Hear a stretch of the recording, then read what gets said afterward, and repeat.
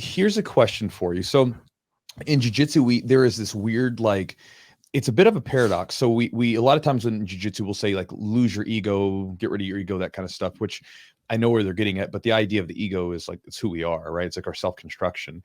And as a competitor, you got to have a pretty healthy ego. You have to have a certain sense of self that, like, especially as the more and more stiffer the competition goes, you can't walk out there in the competition and go, oh, gee golly, I hope I do okay today, right? Like, I mean, it's a lot of times you have to know that you're a badass that can do this stuff.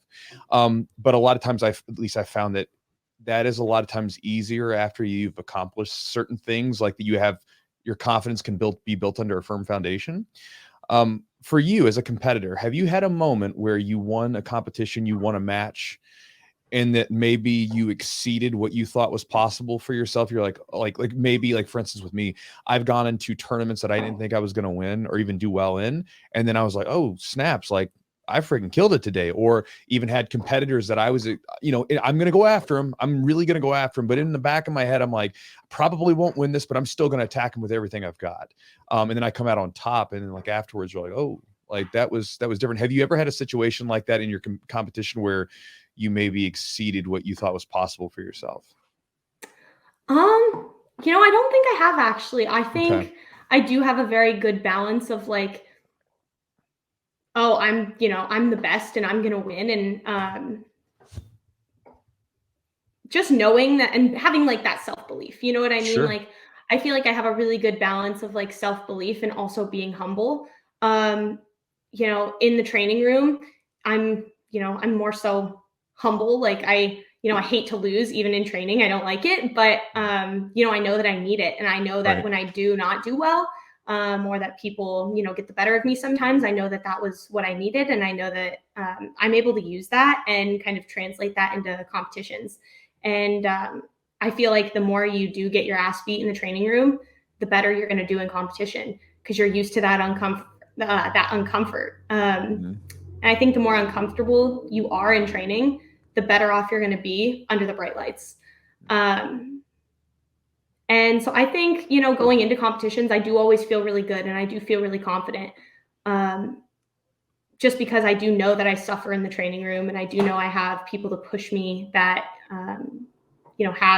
have good technique. And I'm just always very, very confident going into things, but not too confident to where I get cocky. And I think that's where things can get dangerous, is if you get too cocky. Do you have, like, a pre-competition ritual or something you do, a mantra, anything you like to do before you compete to feel like get yourself ready, get yourself kind of like in the right headspace, or just your body kind of ready to go? Day of competitions, I like to just keep things, like, as chill and as normal as possible. I try to not think about the competition until it's there, and I'm in that moment.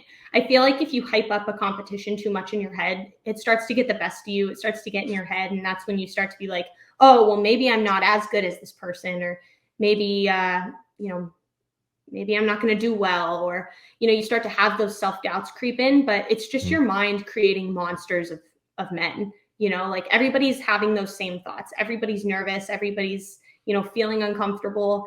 And so if you can kind of just keep your brain free of even thinking about the competition, you're going to avoid a lot of those thoughts that build up and eventually do turn into negative thoughts. And so, when the time comes and it is time to, time to compete, I start to get in my zone a little bit. I put my headphones in. I try to just not talk to anyone. I try to just get focused. I try to get very in the moment.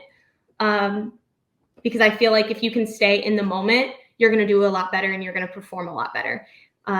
If your brain is elsewhere and you're thinking about, other things right before a competition and during the match, you're not going to compete as well, because one little mistake and that's it. You know what I mean? Like, your opponent could easily capitalize on that. So I try to just be as in the moment as possible when I compete, and, leading up to it, keeping everything as normal as possible.